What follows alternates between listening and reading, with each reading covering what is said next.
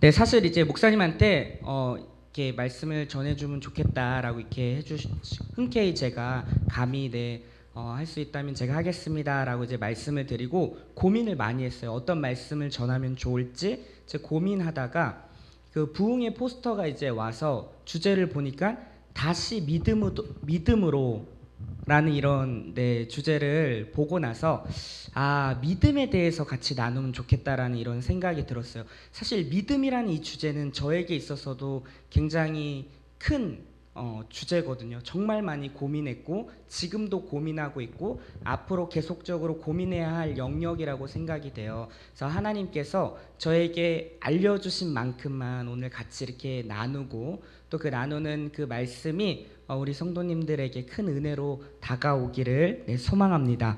자, 먼저는 주제 말씀이 로마서 1장 17절이었어요. 그래서 너무나도 반갑게 복음에는 하나님의 의가 나타나나니 믿음으로 믿음에 이르게 한다.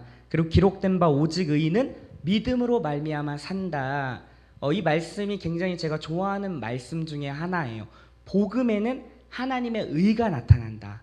그리고 믿음으로 믿음에 이르게 하나니 오직 의인은 믿음으로 말미암아 산다라고 하는데 이 믿음이 도대체 뭘까? 개개인마다 가지고 있는 이 믿음의 정의가 아마 다 다를 겁니다. 어떻게 정리하느냐에 따라서 우리의 신앙생활은 사뭇 달라질 수가 있어요. 이 믿음은 누구한테 결단과 의지, 누구한테는 여러 가지 헌신, 이런 것들로 개개인마다 다 다르게 정리되어 있을 텐데 성경에서 말하고 있는 이 믿음, 특히 로마서에서 의인 오직 믿음으로 산다라는 이 의미가 무엇인지 우리 같이 살펴보기를 원해요. 그러려면은 전체 좀 큰 그림을 같이 그리면서 가야 되거든요. 그래서 오늘 제가 조금 천천히 하나하나 살필 때 이미 알고 있는 내용들도 다시 한번 리뷰한다라는 생각으로 그리고 하나하나 정리하면 좋을 것 같습니다.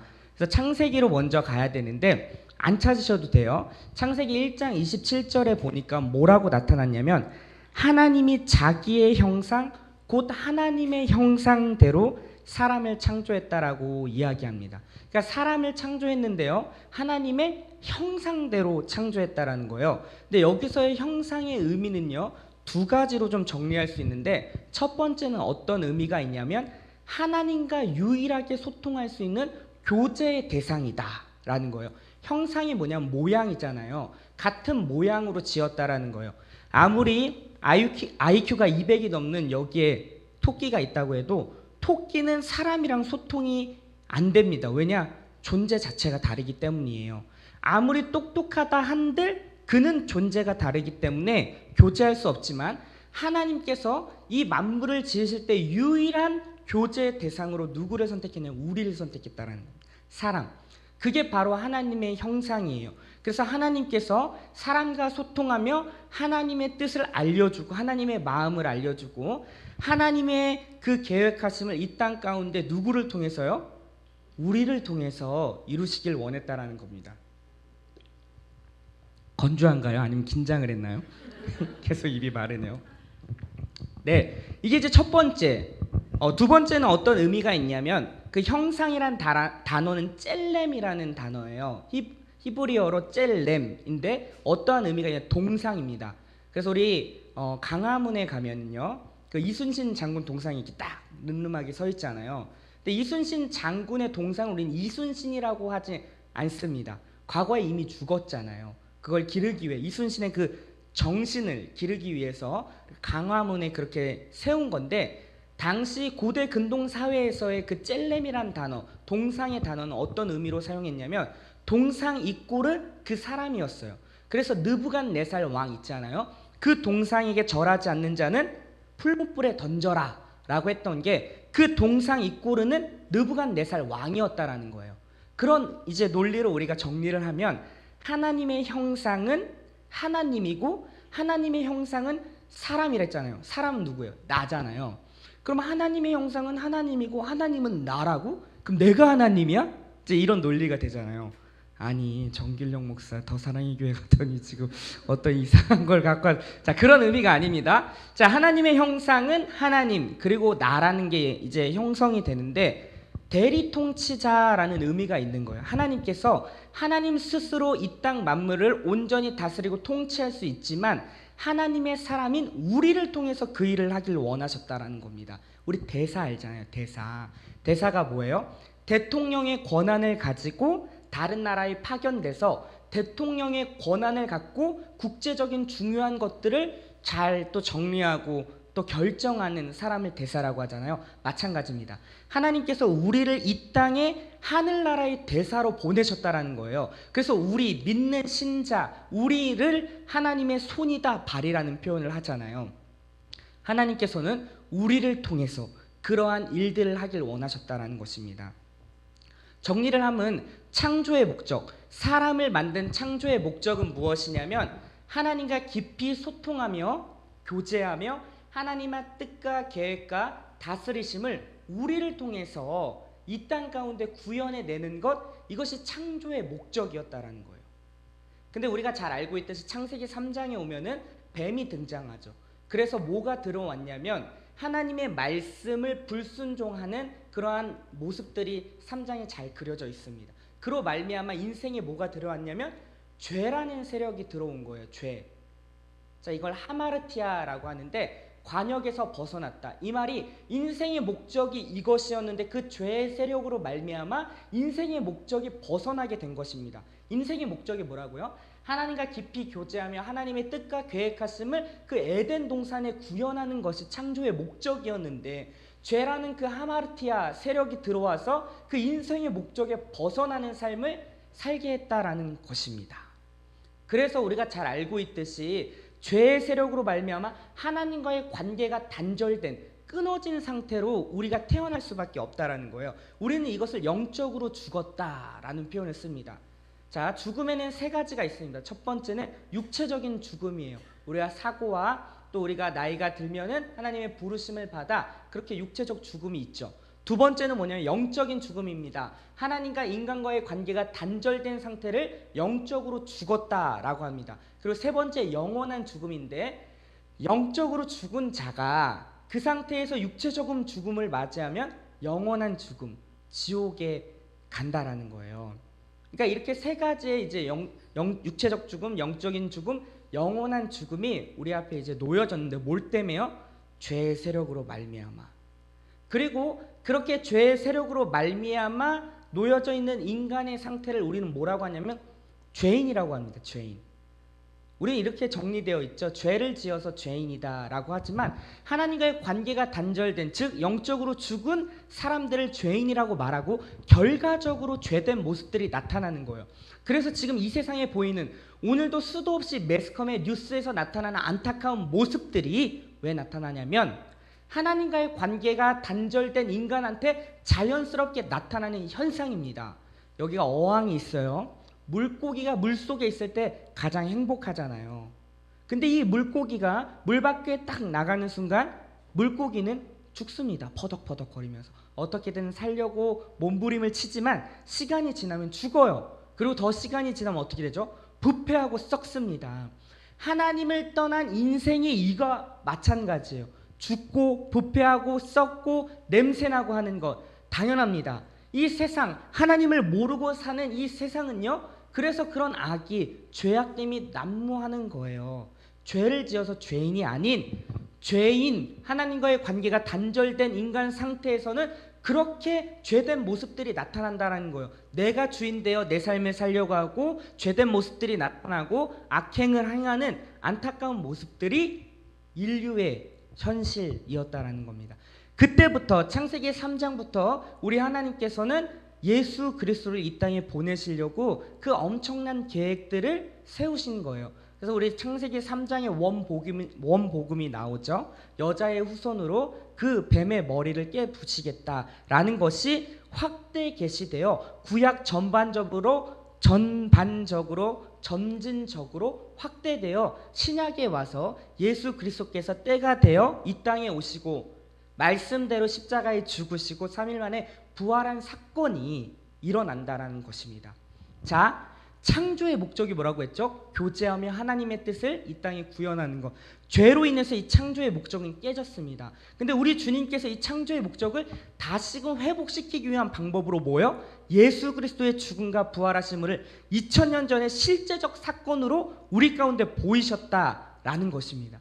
그리고 우리는 어떤 시점에 이미 이루어진 그 사건이 우리 삶에서 주관적으로, 객관적인 그 역사적 사건이 어떤 시점에서 우리에게 주관적으로 이루어진 거예요. 그래서 하나님을 알게 되었고, 하나님이 나를 향한, 그리고 나를 통하여서 어떠한 일을 행하실 건지를 우리가 비로소 알게 되는 것입니다.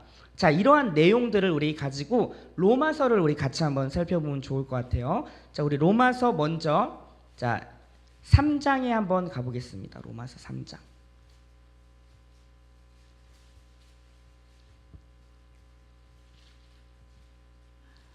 자, 우리 로마서 3장 9절 이하를 제가 한번 읽어보겠습니다.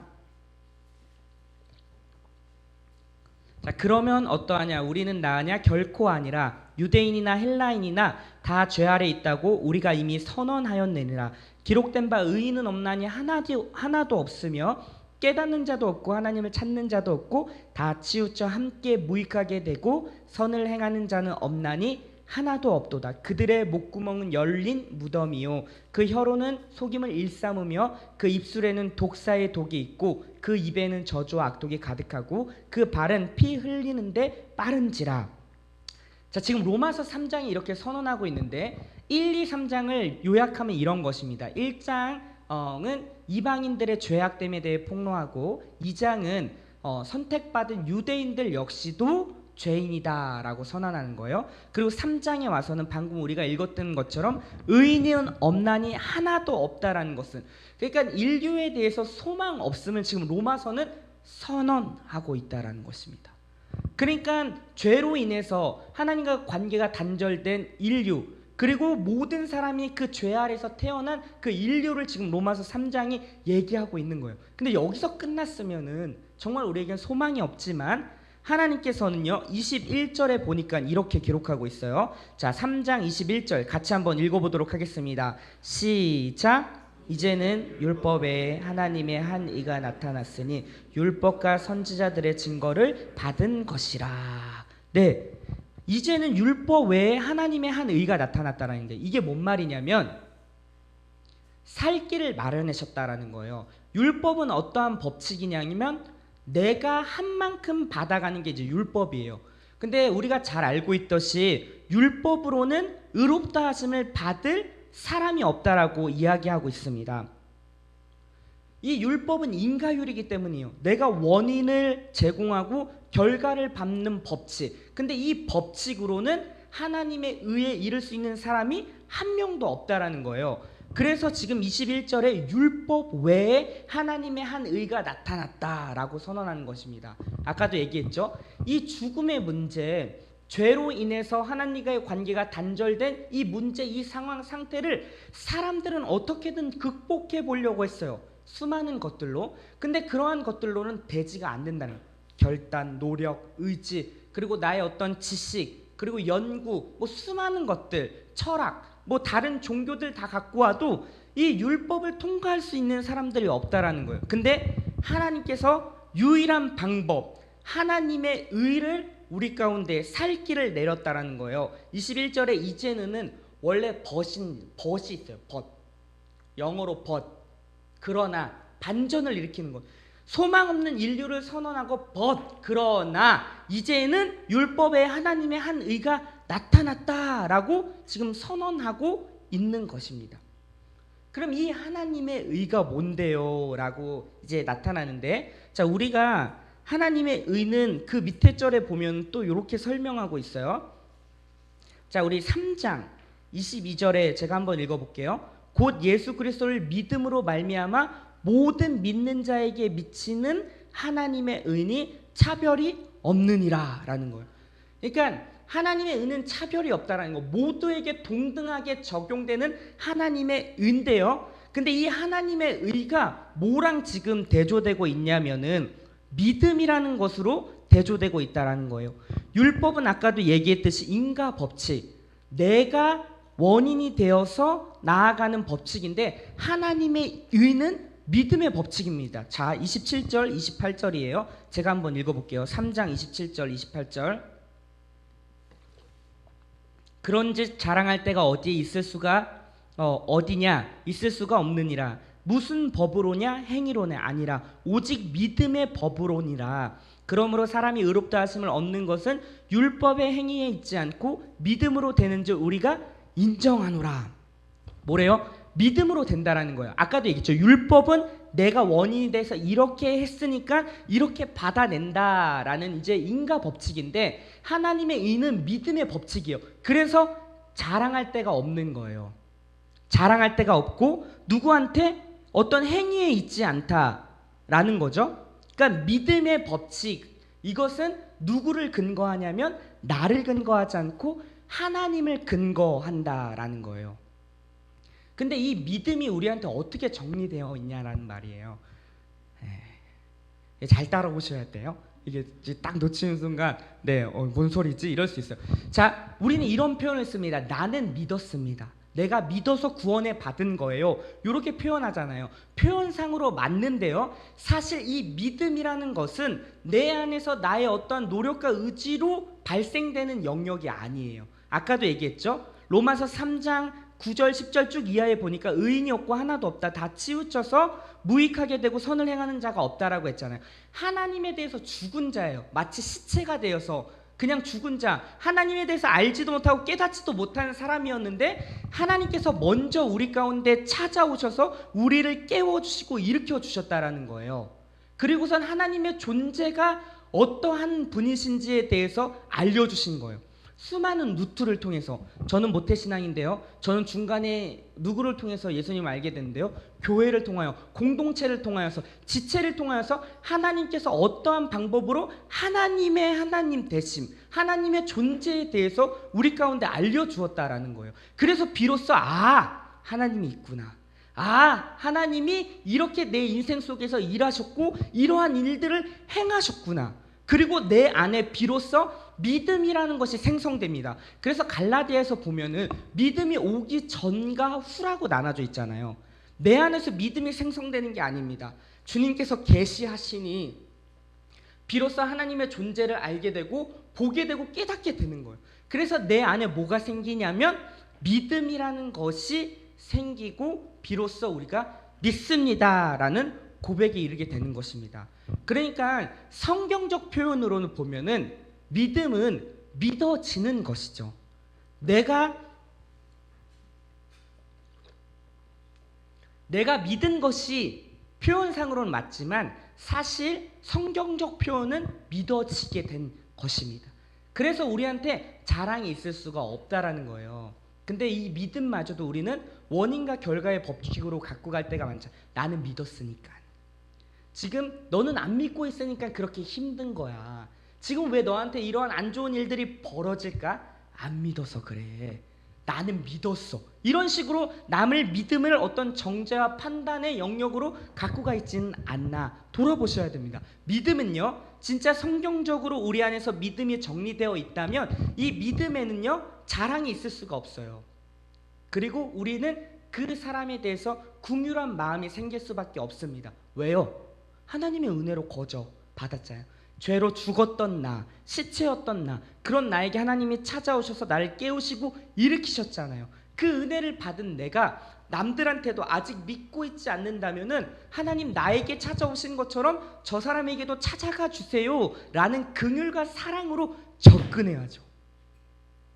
우리는 계속 율법적인 방법으로 이 믿음의 법칙을 왔다 갔다 이렇게 한다라는 거예요. 그러니까 로마서 지금 3장이 이야기하는 것은 율법과 나의 행위와 나의 어떠함과 하나님의 은혜를 지금 대조하고 있는 것입니다. 자, 여기서 그 믿음이 생성될 수 있음은 복음이 하나님의 의를 나타낸다고 했잖아요. 그 하나님의 의 때문인데요. 여기서 하나님의 의는 정리하면 이렇게 됩니다. 뭐냐면 하나님의 의는 하나님의 하나님 되심인데 이게 어떠한 것이냐면은 자기가 한번 약속한 것을 변개치 아니하다라는 의미가 하나님의 의에 담겨져 있는 거예요. 무슨 소리예요? 어려운 것 같은데. 자, 쉽게 설명해서 하나님의 의는요, 하나님의 성실하심과 하나님의 신실하심이, 그 하나님의 성품이 담겨져 있다라는 거예요, 복음에는. 그래서 우리가 한 번 선택한 자에게 하나님이 끊임없이 찾아오시는 것입니다. 그래서 그 예를 누구로 들고 있냐면 로마서 4장에 누가 나와요? 아브라함이 나와요. 그렇죠? 우리 아브라함 잘 알고 있죠? 아브라함은 어떤 조상이에요? 믿음의 조상이에요. 그렇죠? 그래서 우리 아브라함 앞에 서면 어떻게 돼요? 다 기가 죽습니다. 와, 아브라함처럼 이삭을 바친 아브라함, 나는 저렇게 될 수가 없는데 뭔가 나랑 다른 DNA를 갖고 있는 아브라함처럼 느껴지는데, 그렇죠? 하지만 우리 아브라함 인생을 오늘은 추적하지 않을 건데요, 하나하나 추적하면 아브라함은 우리랑 별반 다를 것이 없는 사람입니다. 간단하게 살펴볼까요? 아브라함이 행했던 일, 아브라함은 본토 친척 아비집을 떠나라고 주님께서 명령하셨을 때 아브라함이 믿음을 갖고 떠났다기보다는 혼비백산에서 그냥 떠난 거예요. 왜냐하면 아브라함의 아버지 데라는요, 어떠한 일을 하는 사람이냐면 우상을 만들었던 사람이에요. 그 당시에 아브라함의 그 시대에는 족장 시대이기 때문에 아버지 이끌어, 아버지는 곧 그냥 법이었어요. 아버지 말은. 그러니까 아버지 말을 따르지 않으면은 어떻게 돼요? 그냥 쫓겨나는 거예요. 따로 살아야 돼요. 아버지 말은 곧 법이었어요. 그러니까 데라가 우상을 만드는, 그 신을 만드는 그런 사람이었으면 데라 밑에 있었던 아브라함은 어떤 영향을 받았을까요? 당연히 우상의 그 만드는 아버지의 영향을 받았다라는 거예요. 근데 우리가 알고 있는 아브라함은 믿음의 조상으로, 그럼 좀 더 가볼게요. 자, 아브라함이 정말 믿음으로 출발했다라고 하면은 그 이후의 형태에 대해서는 아브라함이 믿음으로 반응해야 됩니다. 근데 아브라함이 믿음으로 반응하나요? 자신의 아내 사라를 어떻게 하죠? 누이라고 팔잖아요. 내가 살기 위해서. 그리고 또 어떠한 일을 벌이죠? 하나님께서 끊임없이 아브라함을 찾아와서 내 씨로 말미암아 내가 모든 민족, 엄청난 이런 민족을 이루겠다라고 약속하지만 아브라함은 믿지 않습니다. 그래서 어떻게 하죠? 자신이 부리고 있는 그 종이 그냥 하나님을 일 잘하고 이렇게 얘기하잖아요. 그리고 하갈과 동침해서 이스마엘을 낳는 이러한 모습들을 보이잖아요. 그러니까 우리가 알고 있는 아브라함의 처음 시작이 정말 믿음이 좋은 아브라함이었다라면 이러한 모습은 보일 수 없습니다. 근데 이러한 모습들을 보여요. 그리고 하나님께서 끊임없이 아브라함을 찾아와서 또 약속합니다. 아브라함아, 나는 전능한 하나님이라. 내가 반드시 너를 통해서 내 민족을 이룰 거야 라고 한두 번 이제 이러한 모습을 보이면 우리 같았으면 넌 아닌가 보다, 나 다른 사람 택해가지고 할란다, 이럴 법도 한데 우리 주님은 끊임없이 아브라함을 포기하지 않고 찾아오십니다. 그쵸? 그리고 아브라함이 끊임없이 자신이 어떠한 분이신지에 대해서 계시해주고 알려주신다는 거예요. 하나님의 존재에 대해서 끊임없이. 그러면서 아브라함에게 조금씩 믿음이라는 것이 생성되는 것입니다. 끝까지예요. 99살 아브라함에게 찾아와서 야, 내가 너로 정말 큰 민족을 이룰 거야 라고 또 다시 약속하고 언급해 주지만 아브라함은 어떻게 하죠? 믿지 못하고 피식 웃어요. 아유, 됐습니다. 제 나이가 지금 99세고 지금 제 사라의 나이도, 우리 아내의 나이도 지금 나이가 이렇게 막, 아유, 됐습니다 주님, 이렇게 반응했던 사람이 아브라함이에요. 그리고 사라 역시도 사라에게 나아가서 우리 주님이 말씀하셨는데 피식 웃었다라고 창세기에서 얘기하잖아요. 그래서 아브라함과 사라의 밑에서 나온 사람이 누구예요? 이삭. 뜻이 뭐죠? 웃음이잖아요. 하나님께서 너 이삭을 볼 때마다 너희들이 어떠한 액션을 취했는지를 알아라 라고 주님께서 그렇게 재밌게 또 이삭이라는 이름을 주셨다라는 것입니다. 그러니까 우리가 알고 있는 아브라함은 처음부터 우리랑 다른 어떤 DNA를 갖고선 믿음의 선진처럼 가지 않았다라는 거예요. 우리랑 별반 다를 것이 없는 사람이었다라는 사실을 지금 성경이 기록하고 있다라는 것입니다. 그래서 로마서 4장이 이야기하는 게 바로 그런 얘기 아니에요? 문맥을 보세요. 자, 3장에서는 의인이 없다, 하나도 없다, 인류는 망했다. 근데 번나우 하나의 하나님의 의가 나타났는데 그 법칙은 믿음의 법칙이다. 근데 믿음의 법칙이라 해놓고 예를 드는 사람이 누구예요? 아브라함이에요. 그럼 아브라함이 예를 들으면 아브라함은 우리랑 다른 DNA를 갖고 있는 믿음 좋은 사람입니다 라고 만약에 얘기하면 뭔가 앞뒤가 안 맞잖아요. 믿음의 법칙이 뭐라고 했는데요? 하나님을 근거한다고 했잖아요. 그러면 아브라함도 뭐예요? 하나님을 근거한 믿음이어야 되잖아. 근데 아브라함의 인생을 찾아보니까 어때요? 하나님이 아브라함 인생을 끊임없이 찾아오셔서 아브라함을 아브라함답게 만들었잖아요. 맞습니까? 이게요 우리 가운데도 동일하게 이루어진다라는 거예요. 로마서 우리 4장 23절 우리 24절 같이 한번 읽어보도록 하겠습니다. 시작. 그에게 의로 여겨졌다 기록된 것은 아브라함만 위한 것이 아니요 의로 여기심을 받을 우리도 위함이니 곧 예수 우리 주를 죽은 자 가운데서 살리신 이를 믿는 자니라. 아멘이죠. 아브라함뿐만이 아니라 의로 여기심을 받을 우리도 위함이다 라고 이야기하는 거예요.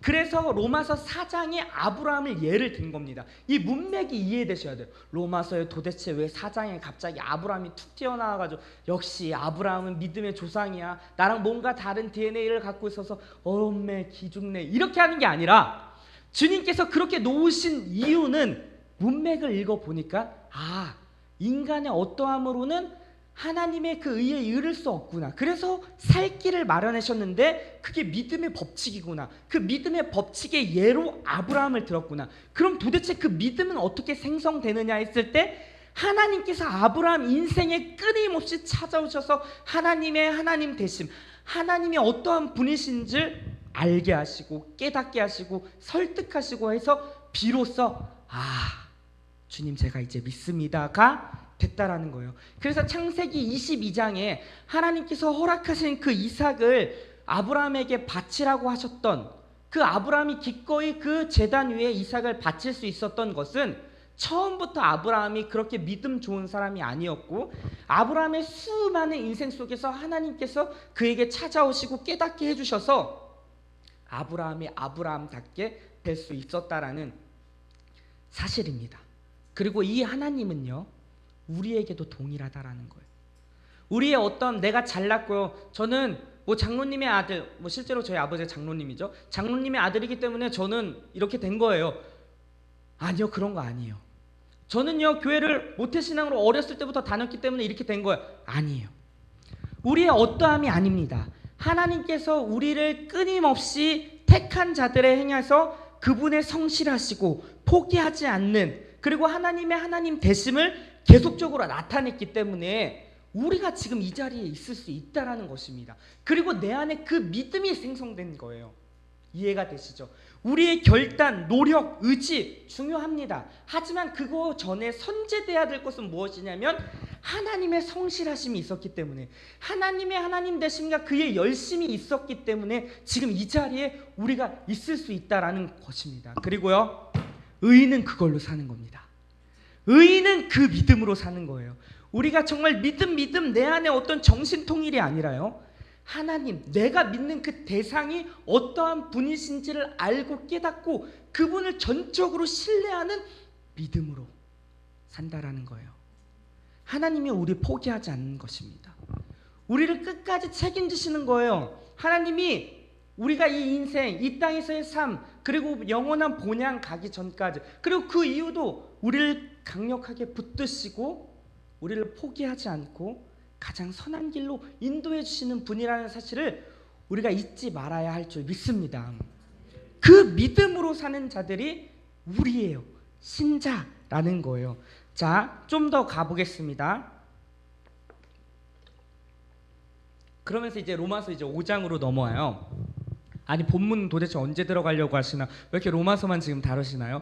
본문은 이제 마지막에 좀 이제 정리해서 다루기로 하고, 자 우리 5장에 가니까요 로마서 5장 1절에 이렇게 얘기해요. 제가 한번 읽어보겠습니다. 그러므로 우리가 믿음으로 의롭다 하심을 받았으니 우리 주 예수 그리스도로 말미암아 하나님과 화평을 누리자. 2절, 또한 그로 말미암아 우리가 믿음으로 서 있는 이 은혜에 들어감을 얻었으며 하나님의 영광을 바라고 즐거워하느니라 라고 이렇게 얘기해요. 자, 1절은 무엇이냐면요, 그러므로 우리가 믿음이요, 아까 그거예요. 하나님의 열심과 성실과 포기하지 않음으로 말미암아 의롭다 하심을 얻은 겁니다. 우리 주 예수 그리스도로 말미암아 하나님과 화평을 누리자. 아까 하나님과의 관계가 어떤 관계라고 했어요? 원수, 단절돼서 하나님에 대해서 알지도 못하고 깨닫지도 못한 그런 관계가 지금 예수 그리스도로 말미암아 그 하마르티아 죄의 세력이 깨지고 화평케 되었다라는 거예요. 연결되었다라는 거예요. 이해되시죠? 요거는 첫 번째 존재적인 것입니다. 우리의 신분에 대해서예요. 하나님의 자녀요, 하나님의 백성이 되었다. 예수 그리스도로 말미암아. 두 번째, 자 2절입니다. 또한 그로 말미암아 우리가 믿음으로 서 있는 이 은혜에 들어감을 얻었으며 하나님의 영광을 바라고 즐거워하느니라. 하나님의 영광은 무엇이냐면요, 궁극적인 완성의 자리를 의미하는데요, 우리가 그리스도인이 됐으면 그리스도인 된 것과 그리스도인 다음은 다른 것입니다. 자, 다시 한번요. 공부 열심히 해서 서울대 들어갔습니다. 그럼 끝이 아니에요. 서울대 들어갔으면 그에 걸맞은 삶이 우리 가운데 나타나야 되잖아요. 공부 열심히 하고 연구하고 서울대생답게 나타나야지. 서울대 갔다 끝, 이게 아니잖아요. 그리스도인이 됐으면 그리스도인 다음이 우리 가운데 나타난다라는 거예요. 근데 로마서 지금 5장이 이야기하고 있는 2절은 뭐냐면 그 영광을 바라고 즐거워하느니라 라고 이야기하는데, 그 영광이 무엇이냐면 궁극적인 그 완성의 자리, 그리스도의 장성한 분량을 의미한다라는 거예요. 자, 정리해 보겠습니다. 1절은 신분에 관한 것이고 2절은 수준에 관한 것이에요. 그러니까 그 두 가지를 지금 이루어야 되는 거예요. 근데 우리는 이미 어떻게 됐죠? 신분에 대해서는 하나님의 백성이 되었습니다. 맞습니까? 진짜 아멘이십니까? 요 정리가 잘 되셔야 돼요. 신분에 대해서는 아멘, 내가 그리스도인이 되었지만 그리스도인 다음이 좀처럼 우리 삶 가운데 안 나타나는 게 우리를 힘들게 하잖아요. 그러지 않습니까? 저는 20대 초중반 때 이게 제일 고민이었어요. 분명히 이제 우리 목사님을 통해서 제자 훈련을 제가 정말 많이 다녀왔죠. 거기서 정말 제 복음을 다시 한번 정리할 수 있는 기회가 되었고, 그리고 나서 제 삶을 돌아왔는데 그 전과 별반 다르지 않는 나의 현실은 도대체 뭐지? 그게 이제 저를 되게 힘들게 했어요. 그래서 내가 십자가에서 지금 죽고 있는 건가? 아주 덜 죽었나? 또 매달려야 되나? 뭐 이런 말도 안 되는, 이미 십자가에선 죽었는데, 진리는 갈라디아서 2장 20절에 보니까 예수 그리스도와 함께 십자가에 죽은 게 확실한데 여전히 내 상태적인 모습은 죽은 것 같지 않는 모습들이 나타나는 거예요. 죄된 모습들, 내 연약함들, 반복되어 나타나는 그런 모습들이 저를 힘들게 했다라는 거죠. 근데 이제 로마서 이제 5장을 쭉 읽어가는데 이것이 제 눈에 들어오는 거예요. 아, 이것은 수준의 이 영광의 자리는 점진적으로 이루어지는구나. 이 신분은 순간 단번에 영원히 이루어지지만 이 수준의 구원은 우리의 인생 속에서 수많은 정황 속에서 점진적으로 이루어 가시는구나를 깨닫게 되었다라는 거예요. 그러니까 우리는 한번 믿으면 진짜 180도 뾰로롱하고 어떤 마술처럼 매직처럼 변화되길 원하지만 하나님께서는요, 그러한 방법이 아니라 하나하나 이루시길 원한다라는 사실이에요. 그러니까 이제 3절에 보니까 이렇게 나오는 거예요. 다만 이뿐 아니라 우리가 환난 중에도 즐거워하나니 이는 환난은 인내를. 다만 이뿐 아니라 환난 중에도 어떻게 즐거워할 수가 있어요? 그냥 미친 척하고 하하하 나는 즐겁다, 이런 의미가 지금 아닙니다, 여러분. 죄송해요. 자, 환난 중에도 우리가 즐거워할 수 있음은 무엇이냐면 이 환난이 나를 어디로 이끌어 가는지를 알고 있기 때문에 우리가 기꺼이 즐거워할 수 있다라는 거예요. 자, 환난 중에도 즐거워할 수 있는데, 자 보세요. 4절에 보니까 환난은 인내를, 인내는 연단을, 연단은 소망을 이룬다는 환인연소죠. 환난 두 가지가 있습니다. 내적 환난과 외적 환난이 있어요. 내적 환난은 우리의 죄된 모습들이 계속 밝게 드러나는 거예요. 하나님의 말씀에 설 때마다 주께서 조명하실 때마다 나의 죄된 모습들이 다 폭로되잖아요. 맞습니다. 드러나야 돼요. 은혜입니다. 내가 지금 암덩이가 있는데 괜찮아 그럼 죽는 거예요. 진료를, 진단을 제대로 받고 하나님의 그 말씀의 조명 앞에 죄된 부분이 있으면 도려내고 아프죠. 그러나 살기 위해서는 그렇게 해야 된다라는 것입니다. 내적 환난이 우리 가운데 계속 있을 거예요. 근데요, 외적 환난도 있다라는 거예요. 외적 환난은 뭐죠? 우리 인생의 여정을 살면서 우리 여기 지금 중고등부 또 반가운 우리 대학생들도 있는데 많이 있잖아요. 입시의 문제, 관계의 문제, 그리고 우리 어머님들, 우리 자녀들의 문제, 결혼의 문제, 그리고 앞으로 노후의 문제, 여러 가지 그 나이대마다 오는 예상치 못한 일들이 많다라는 것입니다. 제가 지금 청년부를 담당하고 있는데 제가 정말 놀랬던 게 무엇이냐면, 제가 이제 신방을 하면 거의 다 멀쩡한 애들인데 다들 정신적으로 아파요. 우울증, 불면, 그리고 공황. 그래서 상담받고 약도 먹는 애들이 정말 많다라는 거예요. 저희가 이제 100%에서 30% 이상의 아이들이 겉으로 볼 땐 정말 멀쩡해요.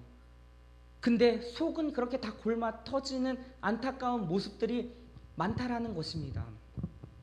너무 깜짝 놀랐어요. 우리 때도 그랬나? 우리 때는 그러지 않았던 것 같은데, 근데 이런 안타까운 모습들이 이제 나타난다라는 거예요. 그런 이런 내적인 어떤 환란, 외적인 요소, 왜 우리 가정에는, 우리 자녀에게는, 우리의 삶에는, 내 인생 속에는 이러한 일들이 나타날까? 근데요, 이러한 것들은 무엇을 만드냐면 인내를 만든다라는 거예요. 그리스도인들에게 허락된 것.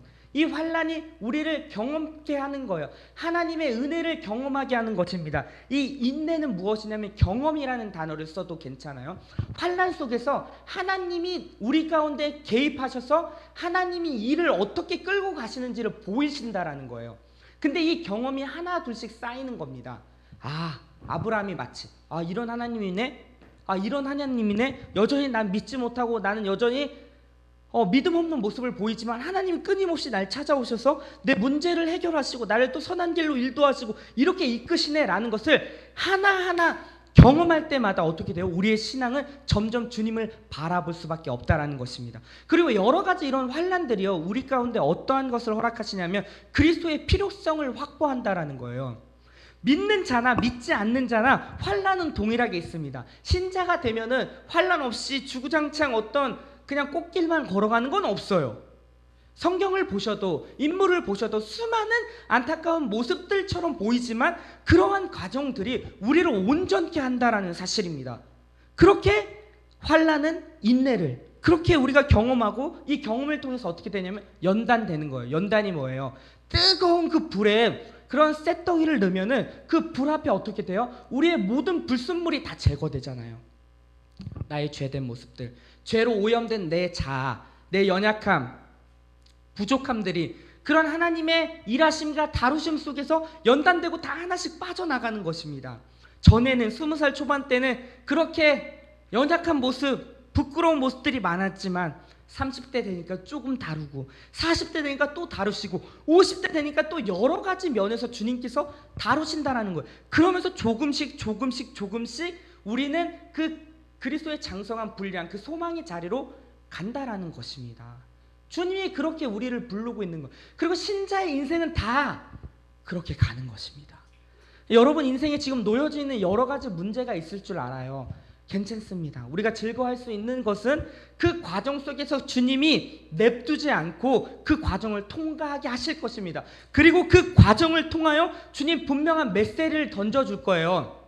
우리 이렇게 기도하잖아요. 하나님 제발 이 문제를 해결하게 해주세요. 이런 문제들 좋은 기도 제목이라고 생각됩니다. 하지만 주님이 그 문제를 우리 가운데 허락한 이유가 있다니까요.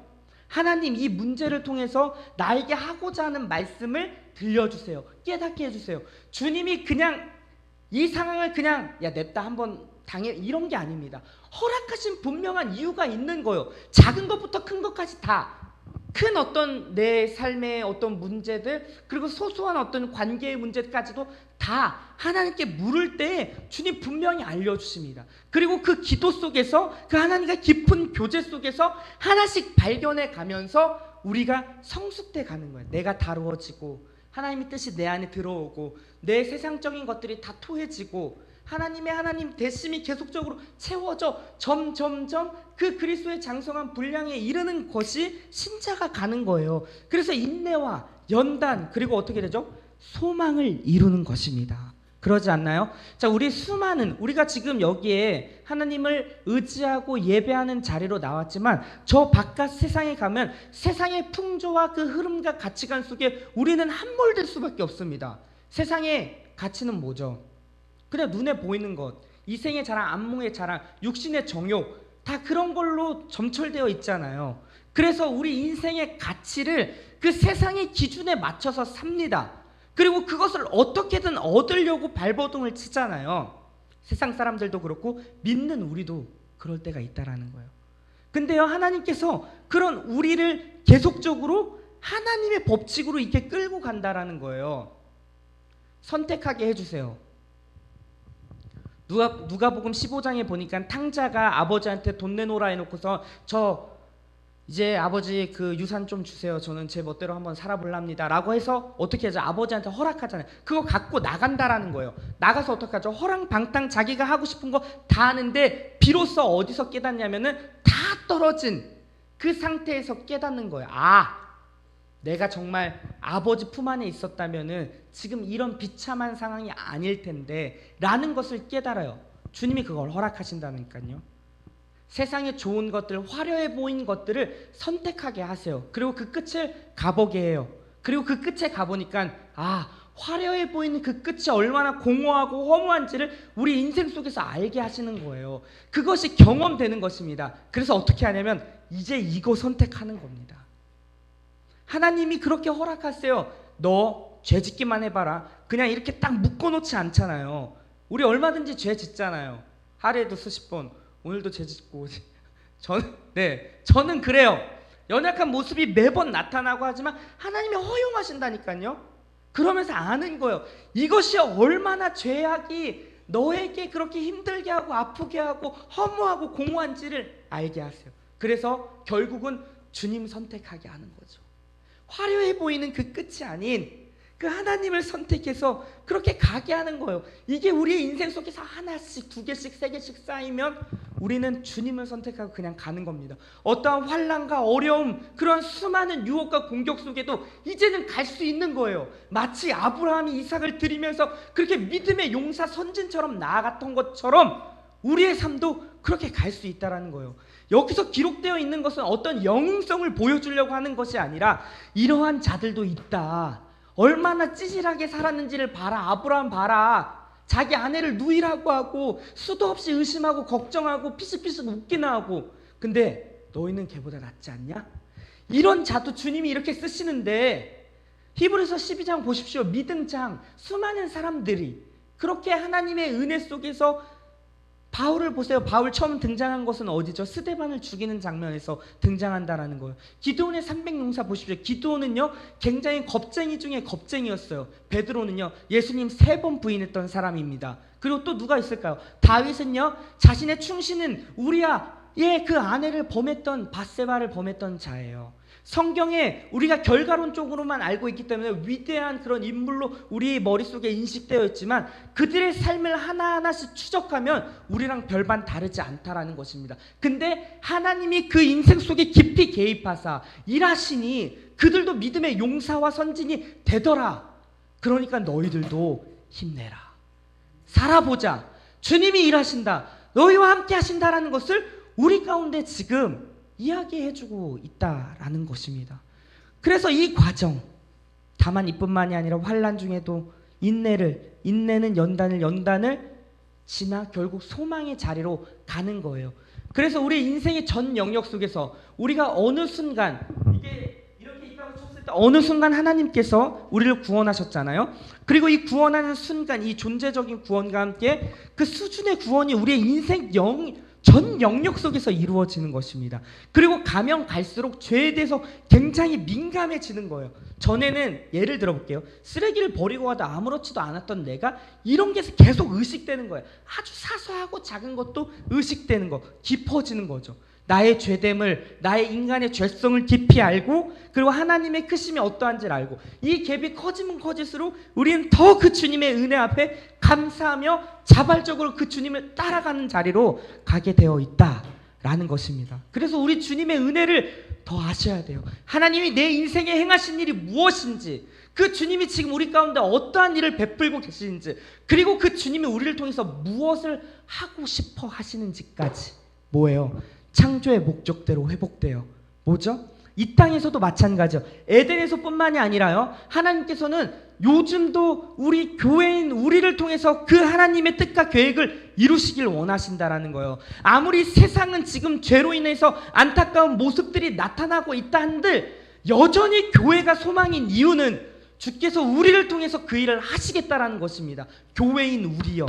드림교회 건물이 아니라 교회로 부름받은 여러분 한 사람 한 사람을 통해서 하나님의 뜻을 이 땅 가운데 구현하길 원한다라는 거예요. 구체적인 여러분의 삶의 자리, 가정과 우리 청년들 캠퍼스와 그 직장 현장 속에서 하나님의 자녀요 백성으로 부름받은 그 교회, 예수 그리스도와 유니온 크라이스트가 된 그 연합된 존재, 예수 그리스도의 충만이 우리 가운데 흘러 그것이 구체적인 우리 삶 가운데 드러나게 하시는 것으로 우리를 불렀다라는 거예요.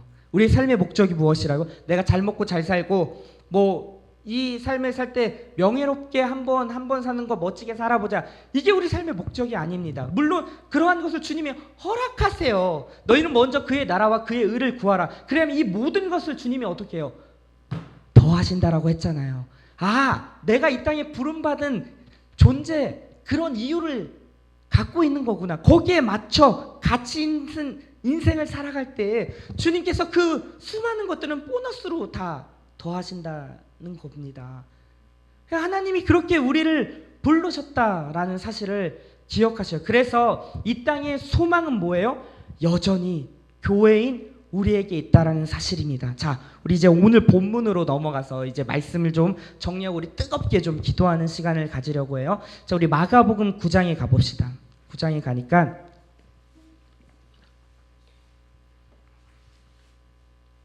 자, 9장에 가니까 누가 나오냐면 귀신 들린 이제 아이를 주님 앞에 이제 데리고 나오는 이제 장면이 나오는데요. 자, 제자들이요. 먼저 이렇게 귀신 들린 아이를 보고선 제자들이 수많은 것들을 했어요. 기도도 해보고 안찰하고 때리기도 해보고 주님의 도움을 구하기도 했는데 여전히 떠나가지가 않는 거예요. 뭐가요? 귀신이 떠나가지가 않는 거예요. 그래서 예수님께서 시내산에서 이제 내려오시면서 도대체 무슨 일이냐라고 하면서 이제 묻는 거예요. 그 내용이 이제 뭐냐면, 자 14절부터 제가 한번 읽어볼게요. 이에 그들이 제자들에게 와서 보니 큰 무리가 그들을 둘러싸고 서기관들이 그들과 더불어 변론하고 있더라. 15절 온 무리가 곧 예수를 보고 매우 놀라며 달려와 문안하거늘. 16절 예수께서 물으시니 너희가 무엇을 그들과 변론하느냐, 뭐라고 얘기하고 있느냐. 17절 무리 중에 하나가 대답하여 선생님, 말 못하게 귀신 들린 내 아들을 선생님께 데려왔나이다. 18절이요. 귀신이 어디서든지 그를 잡아 거꾸러져 거품을 흘리며 이를 갈며 그리고 파리해지는지라. 내가 선생의 제자들에게 내쫓아 달라고 하였으나 그들이 능히 하지 못하더라. 자, 지금 이러한 구절이에요. 그래서 그 아버지가 나와서 이제 얘기하는 거예요. 예수님께. 근데 귀신 들린 아이의 지금 모습이 어떠하냐면 거꾸러져 거품을 흘리며 이를 갈며 그리고 어떻게 해요? 파리해진다. 제가 이 말씀을 좀 묵상하면서 이건 오늘날의 세상과 비슷하지 않나라는, 뭔가 이렇게 보세요. 특징이 거품 흘리고 이를 갈고 파리해졌다라는 거예요. 핏기가 돌지 않는. 그러니까 지금 이게 분노에 찬 이를 갈면서 거품을 물 때는요, 그냥 우리가 잘 때 이 거품 무는 게 아니라 진짜 어떤 분노에 차면 이렇게 거품을 물면서 달려오잖아요. 이 세상이 마치 분노에 가득 찬 이 세상이, 근데 이것을 능히 고쳐내지 못하는 제자들의 모습은 뭐예요? 오늘날의 교회이지 않나 라는 생각이 듭니다. 여전히 세상은 우리의 수많은 것들로 엄습해오고 분노에 찬 이를 갈면서 거품을 모이면서 우리 가운데 나오지만 그 세상에 살고 있는 제자된 오늘날의 우리 교회들이 그렇게 맥없이 무너지고 있는 모습은 아닌지 좀 돌아보게 되었습니다. 그러면서 이제 예수님께서 이야기하는 거예요. 19절 대답하여 이르시되 믿음이 없는 세대여, 내가 얼마나 너희와 함께 있으며 얼마나 너희에게 참으리요, 그를 내게로 데려오라. 우리 주님께서 우리 가운데 메시지하고 있는 것 같아요. 믿음이 없는 세대여, 나와 함께하는 그런 교회요. 너희들이 얼마나 내가 너와 함께 해야 되느냐, 내가 얼마나 너에게 참으리요, 내게 데려오라 라고. 누구를요? 그렇게 귀신 들린 그 아이를 데려오라 라고 이렇게 이야기하는 것입니다. 근데요, 이제 예수님이 얘기하는 거예요. 21절 예수께서 그 아버지에게 물으시되 언제부터 이렇게 되었느냐 하시니 이르되 어릴 때부터이니이다. 22절 귀신이 그를 죽이려고 물과 불 자주 던졌나이다. 그러나 무엇을 하실 수 있거든 우리를 불쌍히 여기소서. 자, 귀신이 누구죠? 사탄과 귀신은 좀 다르죠. 사탄의 졸개가 귀신이에요. 귀신이 이 세대 가운데 수많은 우리 젊은 세대들을 향해서 그렇게 하고 있는 건 아니까. 불과 물은요 극단적인 거예요. 왔다 갔다 이거 선택했다 저거 선택했다. 그리고 거품 물게 하고 수많은 안타까운 모습에 분노에 차게 하고, 그리고 이 세상에 그런 정이 없고 하나님의 그 성품이 드러나지 않는 그 메마르고 차가운 그런 세상, 우리 아이들이 그런 데 놓여져 있다는 거예요. 죄악 때문에 반복되는 그러한 자를 지금 누가 데리고요? 아버지가 데리고 딱 이 자리에 왔다라는 거예요. 예수님께. 그러면서 이야기하는 것입니다. 무엇을 하실 수 있거든 우리를 불쌍히 여겨 도와주소서라고 이야기합니다.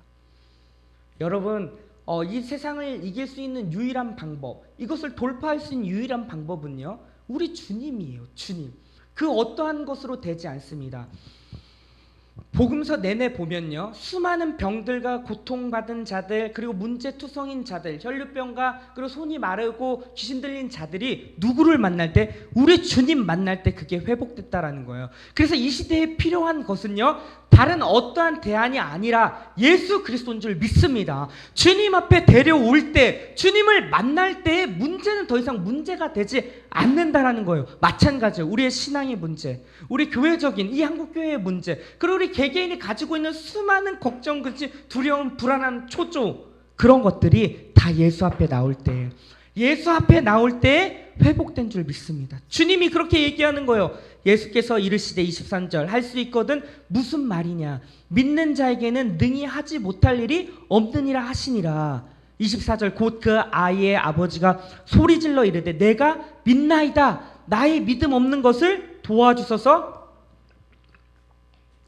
하더라 라고 얘기하는 겁니다. 여러분, 오늘날의 우리의 모습이 아닌가 생각이 돼요. 정말 우리가 믿지 않는 건 아니지 않습니까? 하나님을 믿어요. 그저 하나님을 신뢰하고, 그래서 지금 이 자리에 은혜의 자리로 나왔다고 저는 생각이 됩니다. 그런 우리인데, 우리의 현실 속에서는 근데 계속 왔다 갔다 하잖아요. 주님 믿긴 합니다. 믿는데 여전히 저는 불안합니다. 여전히 제 안에 초조함이 있고요, 여전히 제 안에는 그런 무서움이 엄습해 옵니다. 우리의 현실이지 않습니까? 그래서 주님을 믿긴 하지만 다른 어떠한 것을 의존하기도 하고, 사람, 돈, 명예, 수많은 것들을 다 잡아보려고 하지 않습니까? 왔다 갔다 하면서. 근데 우리 주님이 우리 가운데 요구하고 있는 것이 무엇입니까?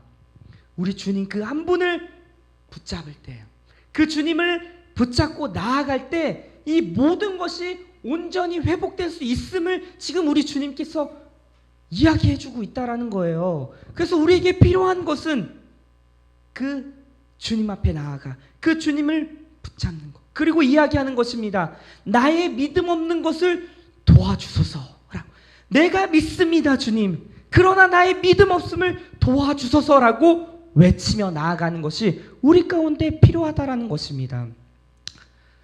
자, 우리 교회, 이 시대의 교회는요, 그렇게 주님을 바라면서 나아가야 되는 거예요. 여전히 우리의 인생이 부족하고 연약하고, 그리고 나약한 모습 속에 있을 수 있고, 그리고 세상은 더 흉흉하고, 그리고 세상은 더 어려움 속에 우리 가운데 다가오지 않습니까?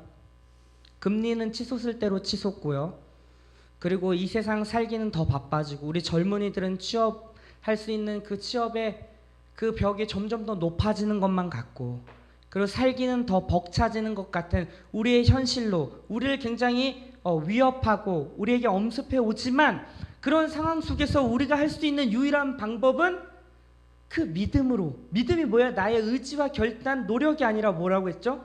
하나님이 우리 인생 속에서 찾아오셔서 우리를 절대 포기하지 않고 우리를 가장 선한 길로 인도하시는 그 주님이 내 인생에 여전히 유효하고 함께 하신다는 사실, 그것을 믿음으로 우리가 나아간다라는 것입니다. 의인은 그 믿음으로 사는 거예요.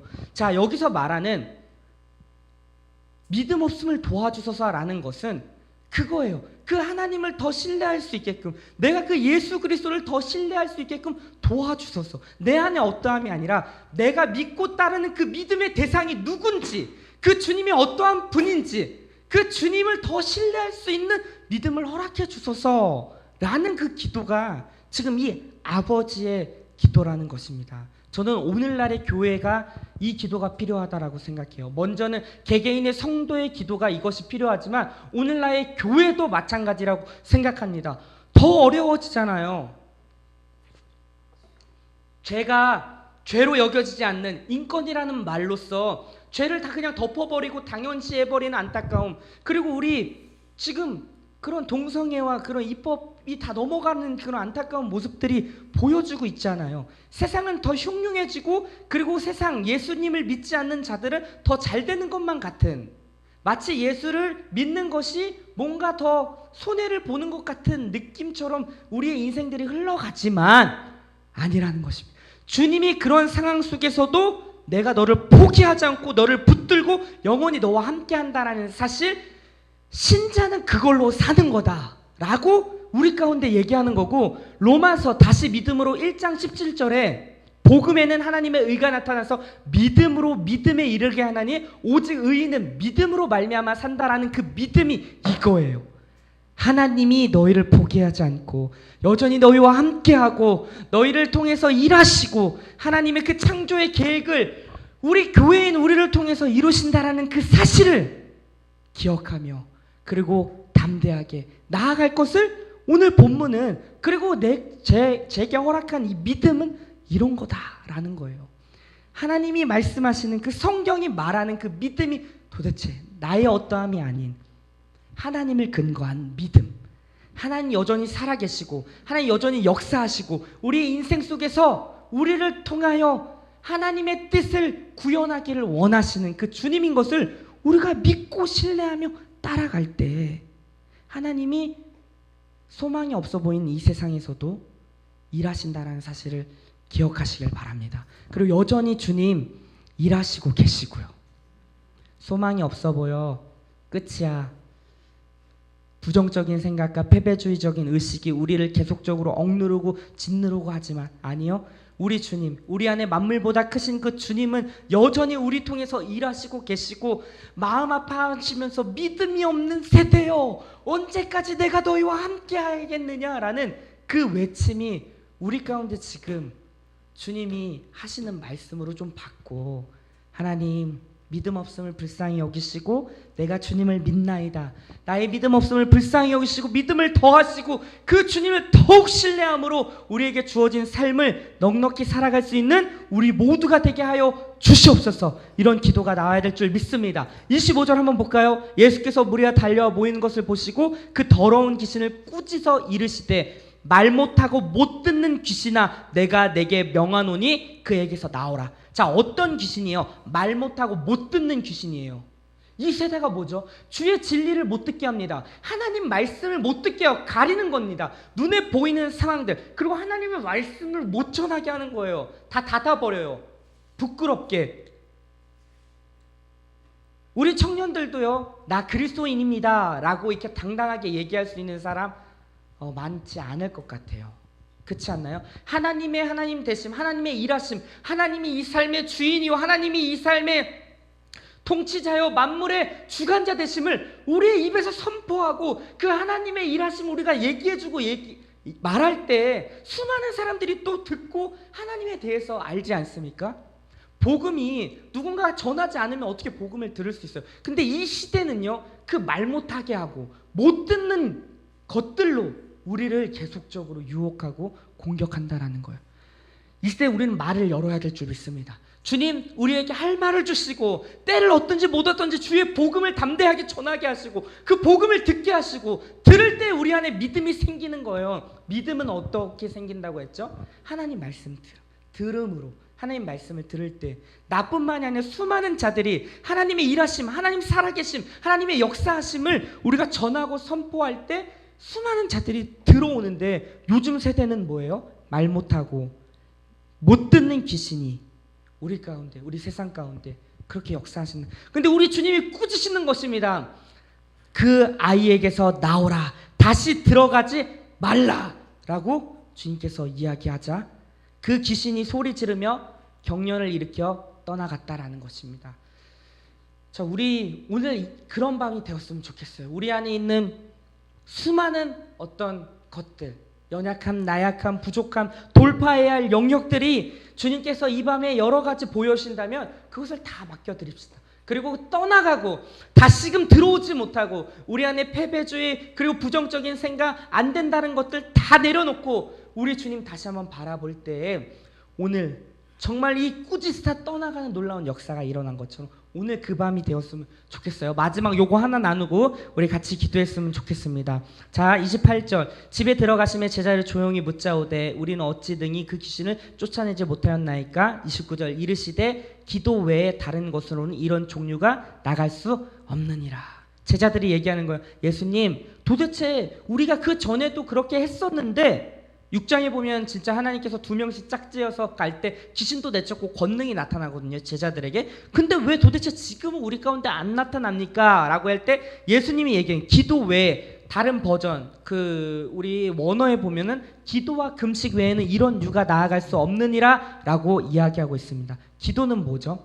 우리가 원하고 바라는 것을 구하는 것, 그것도 기도일 수 있지만 기도는요, 하나님을 의지한다는 어떤 신앙 고백의 태도입니다.